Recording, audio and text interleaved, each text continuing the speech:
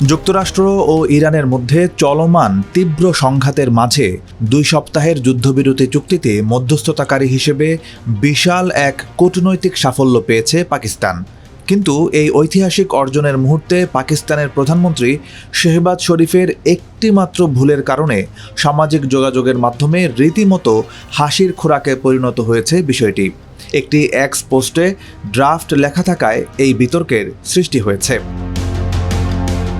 গত 28 ফেব্রুয়ারি যুক্তরাষ্ট্র ও ইসরায়েলের সঙ্গে ইরানের সংঘাত শুরু হওয়ার পর থেকেই ইসলামাবাদ নীরবে কূটনৈতিক তৎপরতা শুরু করে।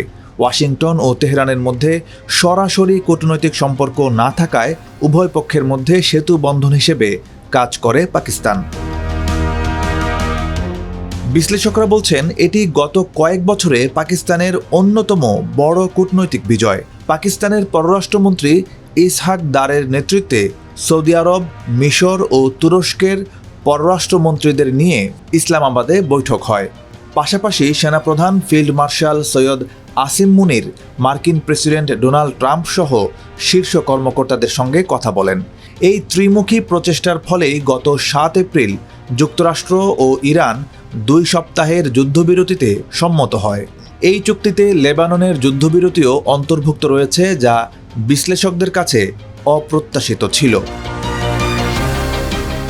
কিন্তু এত বড় আন্তর্জাতিক সাফল্যের আলো অনেকটাই কেড়ে নিয়েছে প্রধানমন্ত্রীর এক্স হ্যান্ডেলের একটি পোস্ট।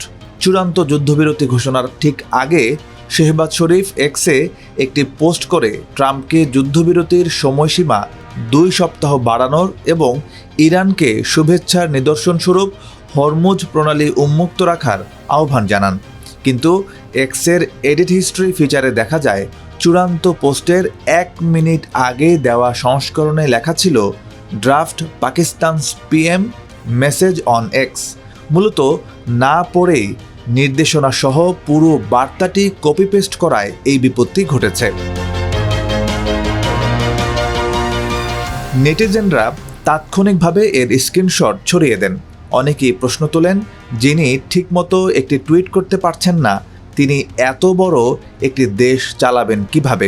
সবচেয়ে বড় বিতর্ক তৈরি হয়েছে নির্দেশনার ভাষা নিয়ে। প্রধানমন্ত্রীর কার্যালয়ের কেউ খসড়া তৈরি করলে সাধারণত মাননীয় প্রধানমন্ত্রীর এক্স পোস্ট লেখার কথা, কিন্তু ইংরেজিতে পাকিস্তানের প্রধানমন্ত্রীর এক্স পোস্ট লেখা থাকায় অনেকেই সন্দেহ করছেন এই ড্রাফটটি হয়তো যুক্তরাষ্ট্র বা পাকিস্তানের বাইরের কোনো প্রভাবশালী পক্ষ তৈরি করে দিয়েছে। ট্রাম্প যে বার্তা দিতে বলেছেন শেহবাজ শরীফ সেরেফ সেটি পোস্ট করেছেন বলেও অনেকে মন্তব্য করেছেন।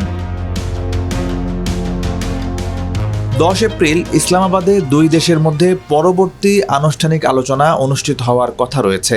বিশ্ব রাজনীতির এমন একটি স্পর্শকাতর ও গুরুত্বপূর্ণ মুহূর্তে পাকিস্তানের এই ঐতিহাসিক কূটনৈতিক মধ্যস্থতা এখন প্রধানমন্ত্রীর এই বিব্রতকর টুইট কাণ্ডের ছায়ায় বেশ ভালোভাবেই ঢাকা পড়েছে।